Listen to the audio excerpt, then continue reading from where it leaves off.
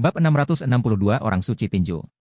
Di luar kamp kebangkitan, lebih dari 200.000 ahli ras suci tingkat 5 menghujani serangan ke penghalang sihir camp sambil memberikan perlindungan bagi para pemain ras suci tingkat 6 palsu yang maju. Akibatnya, teriakan dan ledakan terus-menerus bergema di seluruh hutan zona mati.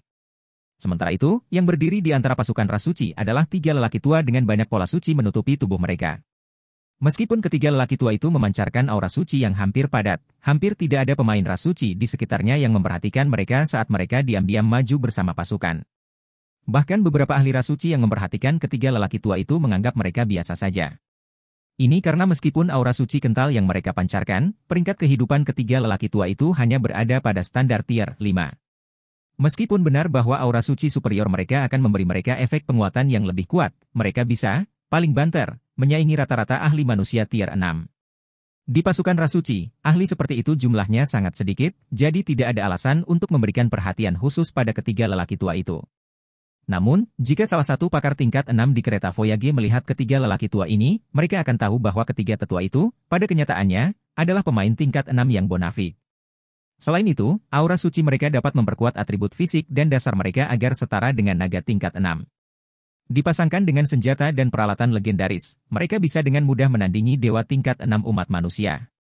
Jika ketiga lelaki tua ini bekerja sama untuk mengeksekusi seni suci perak tingkat lanjut, mereka bahkan bisa memusnahkan jiwa pemain tingkat 6. Ketika ketiga lelaki tua itu tiba dalam jarak 500 yard dari Verdant Rainbow, yang dipilih oleh Seven Luminaries Alliance, mereka segera mempersiapkan diri untuk mengambil tindakan. Saat meriam energi kereta Voyage ditembakkan lagi, mereka akan menggunakan gangguan yang diciptakan untuk menutup celah dan mengeksekusi seni suci mereka melawan Verdant Rainbow, memaksa salah satu anggota aliansi 7 tokoh untuk pensiun secara permanen. Namun, saat ketiga tetua sedang menunggu kesempatan yang tepat, mereka tiba-tiba menerima pesan yang menyebabkan alis mereka berkedut. Sebagai gantinya, kita harus melenyapkan api hitam. Setelah membaca pesan tersebut, tetua tanpa rambut di kepalanya mau tidak mau menjadi sedikit tidak puas. Yang mulia benar-benar tahu cara membuat masalah bagi kami. Bukankah itu lebih baik? Daripada melenyapkan orang terpilih yang dijaga ketat, akan jauh lebih mudah untuk melenyapkan pemimpin persekutuan yang baru berdiri, kata sesepuh berjanggut panjang sambil tertawa. Bagaimanapun, kita masih bisa membalas budi orang itu. Kalau begitu, ayo kita lakukan, kata sesepuh dengan pola suci di matanya. Kemudian, setelah menarik napas dalam-dalam, dia mulai perlahan maju ke tempat si Feng berada. Melihat ini, 2 lelaki tua lainnya segera mengikuti. Meskipun mereka dikenal sebagai Three Fist Saints, hanya satu dari mereka yang benar-benar bernama Fist Saint, dan itu adalah Earthen Fist Saint, orang dengan pola suci di matanya.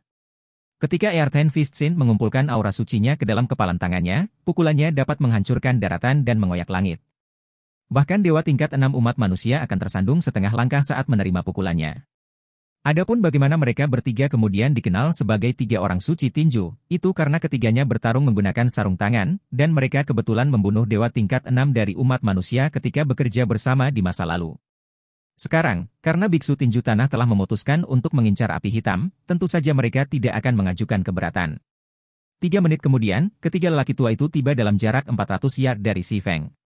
Pada saat ini, pertempuran menjadi jauh lebih kacau karena pasukan ras suci semakin mendekati kamp kebangkitan. Ledakan terus terjadi di seluruh penghalang energi kedua belah pihak, tidak ada pihak yang menyerah untuk merobohkan penghalang energi lawan. Lagi pula, begitu penghalang energi lawan gagal, mereka akan mampu menyebabkan kerusakan maksimal pada pihak lain. Sementara itu, banyak ahli ras suci tanpa rasa takut terus menerobos celah penghalang sihir camp kebangkitan.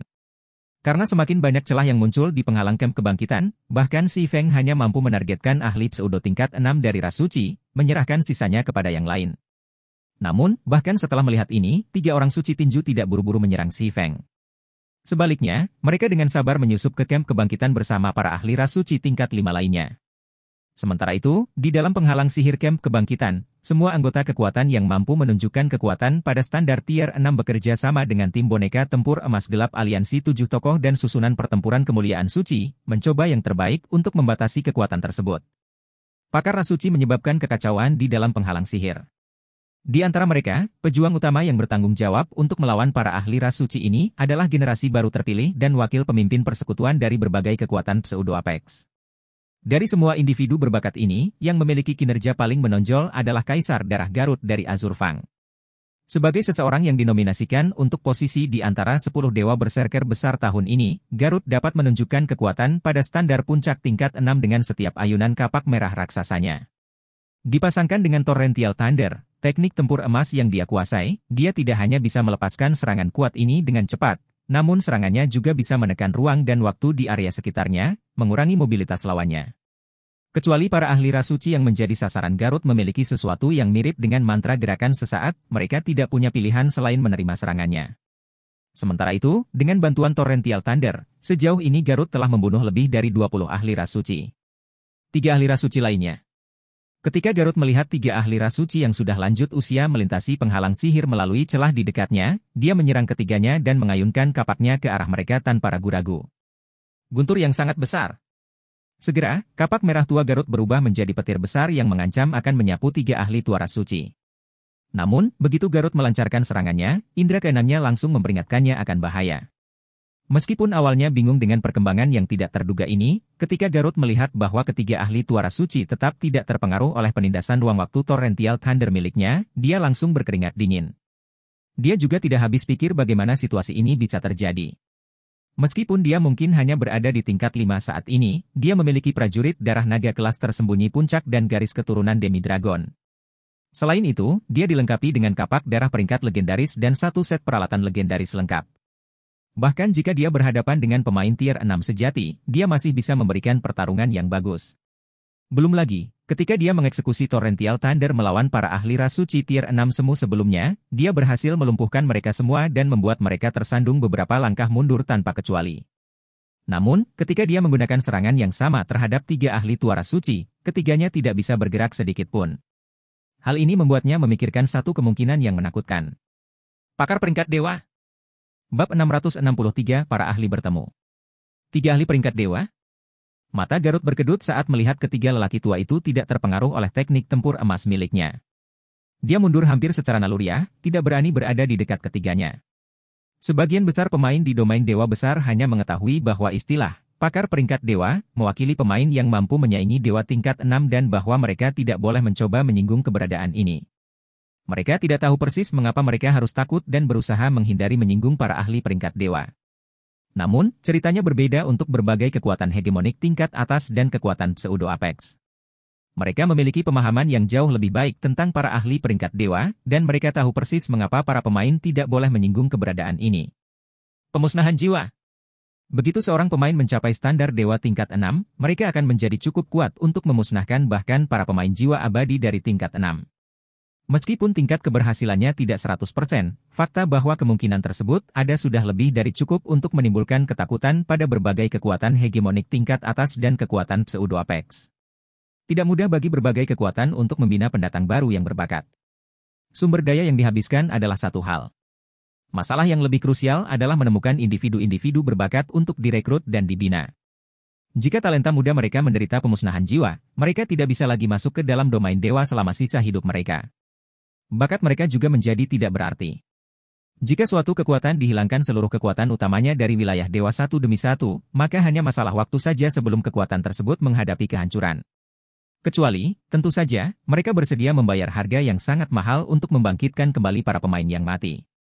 Tapi harga untuk membangkitkan kembali pemain yang telah menderita kematian permanen sangatlah mahal bahkan bagi berbagai kekuatan puncak, apalagi berbagai kekuatan pseudo-apex dan kekuatan hegemonik tingkat atas. Saat ini, karena Garut hanyalah pemain tier 5, satu ahli peringkat dewa saja sudah cukup untuk memusnahkan jiwanya, apalagi 3. Jika dia mencoba melawan ketiga pakar peringkat dewa ini, pensiunnya dari domain dewa akan terjamin. Kamu bereaksi cukup cepat. Sepertinya kamu juga harus menjadi pilihan kekuatan, komentar lelaki tua berjanggut panjang itu ketika melihat Garut tiba-tiba mundur. Kalau begitu, matilah. Mengabaikan efek guntur deras Garut, lelaki tua berjanggut itu meninju dengan tangan kanannya, gerakannya lambat dan tanpa suara. Namun, ketika Garut melihat pukulan yang tampaknya biasa ini, dia langsung merasakan kematian yang mendekat, dan dia tidak tahu bagaimana dia harus menolaknya. Pukulan lelaki tua berjanggut itu mungkin terlihat biasa saja bagi orang kebanyakan, namun sebagai ahli yang menguasai 2 hukum dasar, Garut tahu bahwa pukulan lelaki tua itu bukanlah hal biasa. Ini karena tinju lelaki tua itu secara aktif mengganggu dan menyebarkan elemen sihir di sekitarnya. Perlu diketahui bahwa keterampilan dan mantra mengandalkan aliran elemen sihir untuk terbentuk, sehingga pukulan lelaki tua berjanggut itu pada dasarnya dapat membatalkan keterampilan dan mantra apapun yang bersentuhan dengannya. Apakah aku akan mati begitu saja? Ketika Garut melihat tinju energi yang datang dari lelaki tua berjanggut itu, mau tak mau dia merasa sedikit tertekan. Kenyataannya, dengan kekuatan dan bakatnya, dia sudah bisa menantang promosi tingkat 6 dan menyelesaikannya tanpa gagal. Sementara itu, selama dia berada di tingkat 6, bahkan jika dia berhadapan dengan ahli peringkat dewa, dia yakin dia bisa bertukar banyak pukulan dengan pihak lain. Dia bahkan bisa melarikan diri dengan nyawanya jika diperlukan. Namun, demi menciptakan tubuh surgawi yang lebih baik, dia memilih untuk menunda promosinya. Karena itu, jiwanya sekarang akan dimusnahkan. Namun saat tinju energi hendak mengenai sosok Garut yang mundur, tiba-tiba sesosok tinggi dan lincah muncul di antara mereka. Sosok itu milik Blood Elf perempuan, dan begitu dia muncul, dia mengayunkan pedang panjang yang dia pegang ke tinju energi. Selanjutnya, seolah-olah waktu telah berhenti mengalir di hutan zona mati, dan semua mana dalam radius beberapa ribu yard menghilang, menyebabkan semua orang merasa tercekik. Kemudian, setitik cahaya putih menyala terbentuk di ujung pedang panjang Blood Elf saat bertabrakan dengan tinju energi lelaki tua berjanggut itu. Ledakan! Segera, ledakan yang memekakkan telinga bergema di seluruh kamp kebangkitan, diikuti oleh gelombang kejut yang kuat yang menghancurkan sebagian besar penghalang sihir. Apa-apaan? Bagaimana pertarungan antar pemain tier 5? Semua orang di kamp kebangkitan segera tertarik pada Blood Elf dan lelaki tua berjanggut. Namun ketika semua orang melihat bahwa kedua individu itu hanyalah pemain tier 5, mereka hanya bisa melongo kaget. Perlu diketahui bahwa penghalang aliansi 7 tokoh diperkuat oleh penghalang penguat mana Grandmaster Agung. Biasanya, bahkan pemain tingkat 6 pun perlu menyerangnya beberapa ratus kali untuk membuat celah. Namun, sekarang, gelombang kejut yang diciptakan oleh dua pemain tier 5 telah membuat lubang yang sangat besar sehingga bisa membuat beberapa lusin pemain melewatinya secara bersamaan. Orebet? Garut mau tidak mau tercengang saat dia melihat Blood Elf di hadapannya. Dia tidak pernah menyangka Orebet akan datang menyelamatkannya. Dia juga tidak pernah menyangka Orebet mampu menahan serangan dari ahli peringkat dewa. Pelanggar batas? Ketika lelaki tua berjanggut itu melihat tangan Orebet hanya sedikit gemetar karena menahan serangannya, dia juga merasa sedikit terkejut. Sepertinya dia dengan santai melayangkan pukulannya, tapi sebenarnya itu diperkuat oleh seni suci perak. Jika terhubung, bahkan pemain tier 6 pun mungkin akan terbunuh di tempat atau, paling tidak, terluka parah. Namun, meski berada di tier 5, Orebet tetap berdiri bahkan setelah memblokir serangannya. Tidak hanya itu, dia bahkan tidak tersandung atau menerima kerusakan apapun. Selain Orebet yang menjadi salah satu penghancur batas yang dirumorkan, dia tidak bisa memikirkan orang lain yang bisa mencapai prestasi seperti itu. Kami benar-benar tidak bisa membiarkan gadis ini hidup. Earthen Fistsin berkata dengan dingin sambil menatap Orebet. Keratua, kamu tetap di sini dan singkirkan dia. Kalajengking tua dan aku akan mengurus api hitam. Serahkan padaku, kata lelaki tua berjanggut bernama Santo Kerasurgawi itu sambil mengangguk. Setelah Santo Kerasurgawi selesai berbicara, dia berhenti menyembunyikan kekuatannya dan melepaskan aura menakutkan ke sekelilingnya, auranya segera melumpuhkan Orebet dan Garut. Kemudian, dia mempersiapkan dirinya untuk melancarkan pukulan habis-habisan terhadap Orebet. Menurut informasi yang mereka kumpulkan, apa yang disebut penghancur batas umat manusia semuanya adalah pemilik warisan Dewa Purba. Jika individu-individu ini dibiarkan tumbuh secara maksimal, mereka akan menjadi eksistensi yang sangat menakutkan yang bahkan harus diwaspadai oleh dinasti matahari. Sekarang setelah limit Breaker pemula muncul di hadapan mereka, mereka secara alami harus melenyapkannya. Saat Santo Kerasurgawi membuat keributan, Santo Tinju Tanah dan Tetua Botak menggunakan kesempatan itu untuk mendekati Si Feng. Mereka bermaksud melenyapkannya sebelum berbagai pakar manusia dapat bereaksi dan memberikan dukungan. Bisakah kamu memblokir serangannya lagi, Orebet? Garut mau tidak mau bertanya ketika dia melihat orang suci Kerasurgawi bersiap untuk melayangkan pukulan lagi. Kini setelah ketiga ahli rasuci yang sudah lanjut usia telah mengekspos diri mereka sendiri, aliansi 7 tokoh pasti tidak akan membiarkan mereka merajalela di kamp kebangkitan. Selama Orebet bisa menghentikan serangan kedua Santo Kerasurgawi, mereka berdua akan punya peluang lebih besar untuk bertahan hidup. Apa menurutmu aku adalah dewa pedang tingkat 6? Jawab Orebet sambil terus menatap lelaki tua berjanggut di hadapannya. Saya harus menguras tenaga sepenuhnya hanya untuk menggunakan serangan itu. Aku bahkan tidak bisa bergerak sekarang, apalagi bertarung.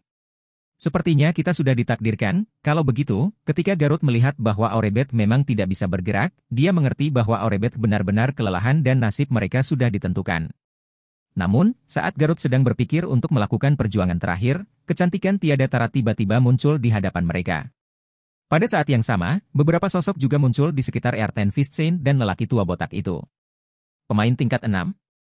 Ketika Santo Kera Surgawi melihat berserker perempuan yang muncul di hadapan Aurebet dan Garut, sedikit rasa jijik muncul di matanya. Apakah kamu pikir kamu bisa memblokir seranganku?